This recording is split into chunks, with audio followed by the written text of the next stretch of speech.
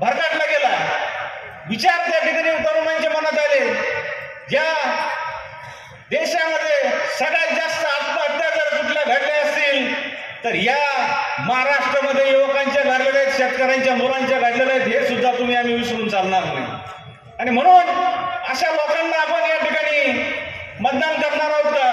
या विचाराच्या लोकांना तुम्ही आम्ही मतदान करणार आहोत का? हा खरा प्रश्न या निवडणुकीच्या निमित्ताने या ठिकाणी आपल्या समोर ठेवलेला आहे. आणि म्हणून या ठिकाणी मी आपल्या सगळ्यांना विनंती करणार आहे. अनेक घोषणा त्या ठिकाणी केल्या जातात.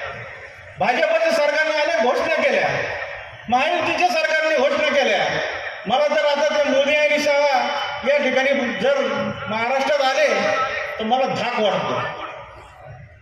धाक या गोष्टीचा वाटतो की हे आले तर आता आपल्या महाराष्ट्रामधून हे काय घेऊन जाणार आहेत.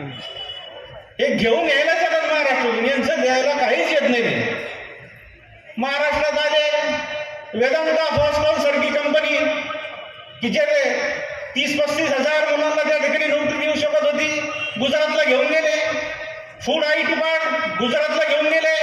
हिऱ्याचा व्यापार गुजरातला घेऊन गेले. ते क्रिकेट होतं, क्रिकेट बोर्ड ते गुजरातला त्यांच्या पोराला देऊन टाकलं. उरला सुरला तुमचा आमचा शेतकऱ्यांचा महाराष्ट्र डेअरी सारखा मोठा प्लॅन, मोठी डेअरी ही सुद्धा त्या ठिकाणी गुजरातला घेऊन गेले. मग जे तुमच्या महाराष्ट्रामध्ये होतं ते जर सगळं गुजरातला जाणार असेल तर या महायुतीच्या या भाजपच्या सरकारला तुम्हाला निवडून द्यायचं आहे का? हा प्रश्न खऱ्या अर्थानं या निवडणुकीच्या निमित्तानं आपल्या सांगायला करतो. अनेक गोष्टी बोलण्यासारख्या आहेत. त्यांच्याकडे भाजपची यादी मी बघितली, 40 स्टार प्रचारात. किती 40? आणि मी म्हणला हा सुनील भाऊ गाडा 41 गाव पाहतोय, काय 40 एकच.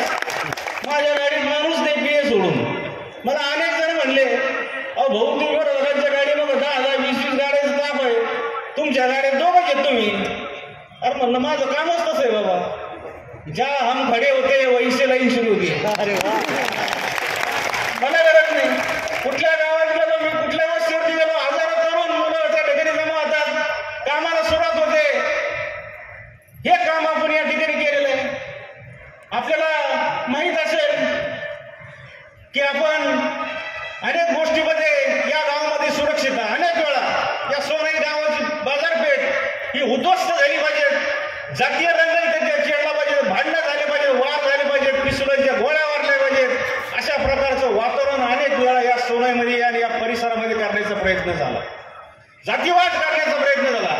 कधी हिंदू मुस्लिम असेल, कधी ख्रिश्चन मुस्लिम असेल, कसे ख्रिश्चन हिंदू असेल, कुठल्या ना कुठल्या पद्धतीने वाद तयार करायचा आणि गाव बंद करायचं. अरे गाव बंद करून काय तुमचं पोट भरणार आहे? गाव बंद करून हा काय प्रश्न सुटणार आहे?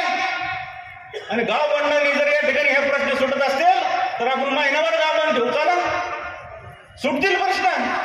फक्त कुठेतरी राजकीय स्टंट करायचा, लोकांच्या मनामध्ये किलबिश घालवायची, जातीमध्ये तेढ निर्माण करायचा, हे काम या ठिकाणी विरोधकांनी गेल्या 5 वर्षामध्ये या गावामध्ये येऊन करण्याचा प्रयत्न केलेला आहे.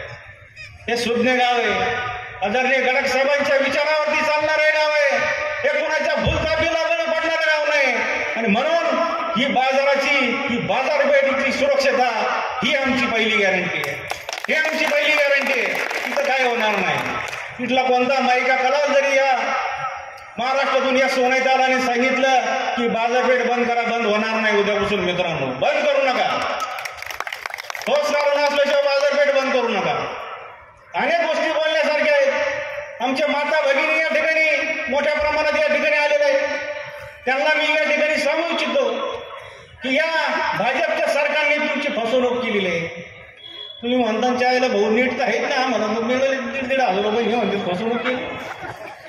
फसवणूक कशी केलेली आहे सांगतो भगिनींनो. मी अहमदनगर जिल्हा परिषदेच्या अर्थ खात्याचा सभापती होतो. या अर्थ खात्याचा सभापती असल्या कारणाने या नगर जिल्ह्याचे आर्थिक 3 बजेट या नगर जिल्ह्याचे मी मांडलेले आहेत. शासनाकडनं आम्हाला 800 कोटी रुपये यायचे.